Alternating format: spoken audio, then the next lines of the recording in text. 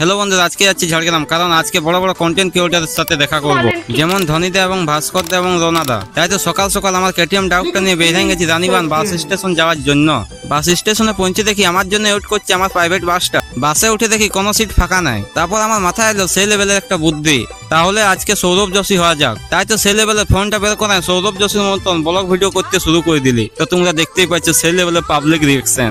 আমাকে তো খাঁচে লজ্জা পাচ্ছিল। তারপর প্রায় 1-2 ঘন্টা বাসের মধ্যে বসে পৌঁছে গেলি একটা মোড়। মোড়ের থেকে ধরে নিলি একটা টোটো। তারপর চলে আলি একটা জামাইদা ঘর।